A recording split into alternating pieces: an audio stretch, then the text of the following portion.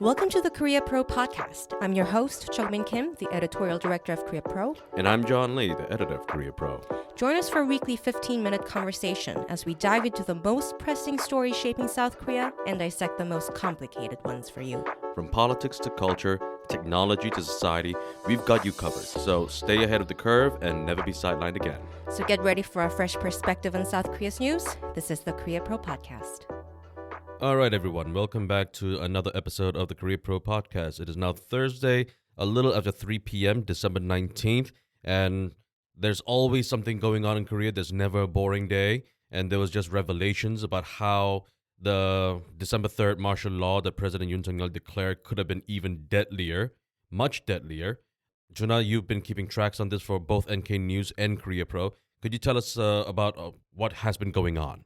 Well, first of all, just immediately after the martial law happened on December 3rd, on December 5th, the DP lawmaker Park Son-won, who's part of the defense committee, he said that the South Korean military, they put special forces units on alert for a serious situation regarding North Korea hours before the president declared martial law. That's what we already knew. He also said that troops were deployed to the National Assembly who were equipped with shotguns, rifles, submachine guns, and he also claimed that the soldiers had live ammunition, which was contrary to the reports at the time, which said that the vice defense minister, Kim Sun-ho, who denied those accusations. The president also said as much during his defense of martial law. Indeed. However, recently, some data that was obtained by the Democratic Party lawmaker Baek Seung-ha from the Defense Ministry's documents, it reveals that over 1,500 troops were deployed during the martial law period. They were armed with over 10,000 rounds of live ammunition. They were carrying it, not armed. Firstly, that already contradicts what the president said. Mm-hmm. The president said that he only deployed 300, but this number is 5 times that number that Yoon Suk-yeol cited. Mm-hmm. And they said they were carrying those 10,000 rounds of ammunition. Mm-hmm. Where were all of that ammunition located? Well, it does look like that it was still within the cars and the armored vehicles. Under the officer's command. Yes, under the officer's command. And the deployment logistics are as follows. So 107 military vehicles were utilized. 12 Black Hawk helicopters, the UH-60s. They carried members of the 707th Special Mission Group on nighttime operations to the National Assembly. As I said before, it was mostly from the Special Warfare Command.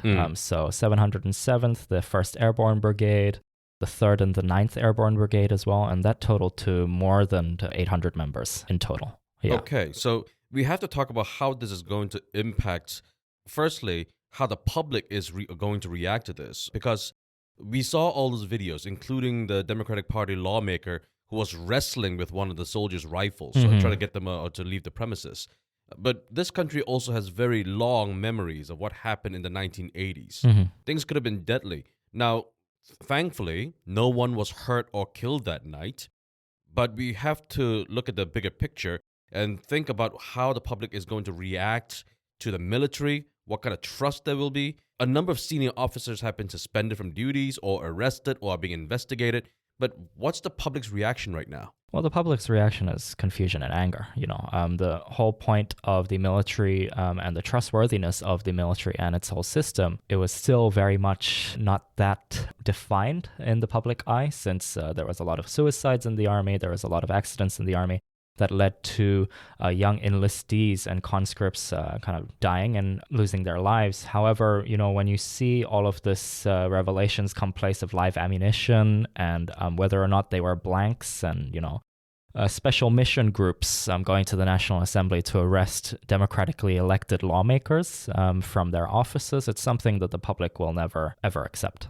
But we have to try to break this down and be a bit more nuanced, because not that long after the martial law declaration had been made and overturned, the Democratic Party lawmaker Lee Jae-myung, he wrote on his Facebook post that he did not blame any of the soldiers.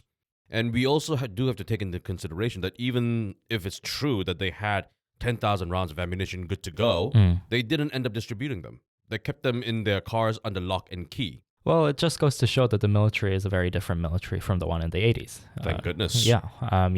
We've seen that the military soldiers on the ground, we saw with our own 2 eyes on the live stream that happened on December 3rd, that many of the military officers and the soldiers that were on the ground at the time, they didn't look like they were all for it. as well, especially the ones that went to the National Election Commission, the ones that went to the National Assembly. Even though they were pushing back and forth with the lawmakers' aides and the general public, there was nothing that really contributed to the larger effort that Yoon wanted. Okay. Now, this will also likely have significant impact on the investigations and potential prosecution of some of the officers who have been detained and being investigated right now. And we will keep you abreast of all of this going forward. Yeah, so just moving on. So the acting president Han Duck-soo, he exercises veto power today in the morning on 6 bills that were passed unilaterally by the opposition Democratic Party and other opposition parties. It included amendments to the Grain Management Act. A bunch of laws regarding agriculture. Indeed, and also the National Assembly Act and the National Assembly Testimony and Appraisal Act, which the acting president and his cabinet filed to veto this morning. Now, this was Han Duck-soo's first test. After Han Duck-soo became acting president, Lee Jae-myung issued a very thinly veiled threat. He said that he demands Han Duck-soo's neutrality, quote unquote, and that he would not pursue impeachment for now, quote unquote. And everyone was wondering how Han Duck-soo is going to act as the country's chief executive leader at this point. And he vetoed these bills. And so we have to wait and see how the Democratic Party is going to react. Now, we are not completely certain about this yet. But if they decide to impeach Han Duck-soo, I'm not sure if they can just do that with a majority vote. I think personally that they will require the 2/3 majority, that the same numbers that they require to impeach Yoon Suk-yeol. But we will need to speak with a legal expert to actually get that verified. But that's the position that I believe is true at the moment. Yeah, I mean, I think just to add on to the Democratic Party's reaction, so, while the PPP was supporting the acting president's decision to veto the 6 bills in contention, the opposition, they characterized the bills as essential to public welfare. However, Park Chan-dae, he also, the DP floor leader, he warned that the government must follow the will of the people, not the will of, and I quote, insurrection leaders. If veto powers are misused, there will be consequences. Now, this is where I start to once again have to step back from some of the Democratic Party's claims. The will of the people that they're saying. Yes, there was significant support for Yoon's impeachment and resignation, and many of them were from across the political aisle, from the political spectrum. There were conservatives, there were progressives, there were hard rights, maybe not the hard right, but definitely people on the hard left as well who definitely supported impeachment. But right now, Park Chan-dae making that comment that vetoing this bill would be standing in opposition to the will of the people. The Democratic Party is right now co-opting the entire South Korean population as being supportive of the Democratic Party. And they are jumping the shark on this one. They definitely are. We saw in polls, even after the impeachment bill was passed, that the Democratic Party still has only half of the population that is in support. And of course, we can't trust the majority of the polls that come out from Gallup Korea, Real Meter. They all have differing numbers. However, when you see how their focus is not exactly on those 6 bills, however, their focus is on the 2 special probe bills that they want passed, the probe bill into the First Lady. Which was not included in Han Duck-soo's veto, of course. Yes, and the probe bill into the insurrection. Right. So that's where the Democratic Party is really going to dig into their heels if Han Duck-soo vetoes those 2 bills, investigations to the First Lady and the insurrection bill. Yeah, and Han Duck-soo has a deadline until January 1st to make sure he accepts the bill or vetoes it, and we'll see what happens from there. Okay. And moving on to the next topic. At around 4 a.m. in South Korea time, the Federal Reserve made its announcement that it was going to cut interest rates by 0.25 percentage points. Now, this has had a significant impact on the South Korean markets. Jerome Powell, the Fed chair, he hinted that the pace of interest rate cuts is going to be a little bit slower starting next year, which implies quite heavily that whereas the Powell is right now concerned about U.S. growth and job numbers, he's also on the fence about inflation. Inflation might come back, hence a slower pace. Now, this has made the U.S. economy a bit more of a safe investment spot for a lot of people. And so we saw capital flights out of South Korea. And so the South Korean won depreciated to about 1,451 to the US dollar, which was the lowest in almost 16 years. And so this has had quite an impact. Now, the finance ministry and the Bank of Korea, they've been saying from the very beginning, ever since December 4th, that they would do everything they can to stabilize the South Korean economy. But we are looking at the central bank, the Bank of Korea, is looking at very difficult options that they have available right now. Firstly, we have to talk about the unlimited funds. We don't know if it's actually going to be unlimited. And we have to talk about unintended consequences. If the government overreacts and stimulates the economy too much, it could lead to inflationary pressures. We've seen that in 2022 and this 2023 and 2024. And also, the BOK is in a really tough spot. No matter what it does, it will lead to one bad thing or another. If it cuts interest rates, it will cause a lot of people to borrow more money to buy apartments, real estate. That will just make things a lot more expensive. If it raises interest rates, then it'll lower demand for borrowing, which will also cause apartments and real estate prices to drop. One way or another, things are looking quite terrible for South Korea at the moment. Korea Pro, your gateway to expert South Korea intelligence. Korea Pro helps you stay on top of the most important issue of the day with a daily executive briefing every morning and a curated overview of Korean and international headlines.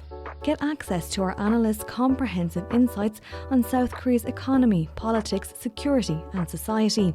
Keep track of upcoming events and developments with our Monday Week Ahead newsletter. If you need an overview of the week that was, stay updated with our weekly podcast. Korea Pro transforms complex information into actionable business intelligence for companies, policymakers, and researchers covering the South Korea portfolio. Visit koreapro.org/podcast and never be sidelined again.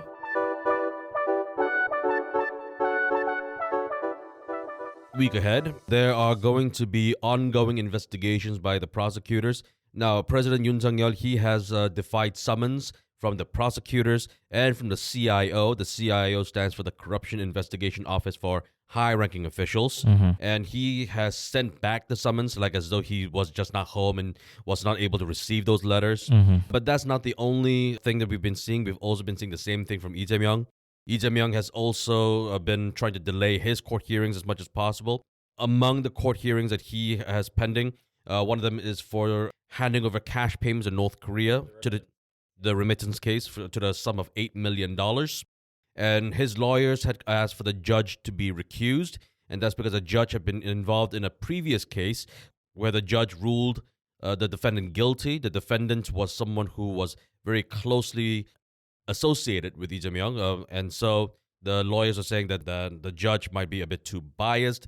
However, I think it's all quite plain to see that both the president and the opposition leader are trying to delay their court cases as much as possible because they're trying to see if the impeachment vote will come first before their own. It's all quite cynical, but this is what it is. And so we are going to keep you updated on all of the investigation going forward, and they'll be sent to you by email on Monday in the Week Ahead newsletter by 2 p.m. So if you'd like to know more, please subscribe. All right, thank you all very much and have a good weekend. And that's a wrap. Thanks for tuning in. If you want to know more, sign up for our daily executive briefings. We brief you on all you need to know from the past 24 hours and why they matter every morning in your inboxes. Don't forget to subscribe to our podcast for your weekly dose of insight. And until next time, I'm Jungmin Kim. And I'm John Lay. Stay connected, stay informed, and we'll see you next time on the Korea Pro Podcast.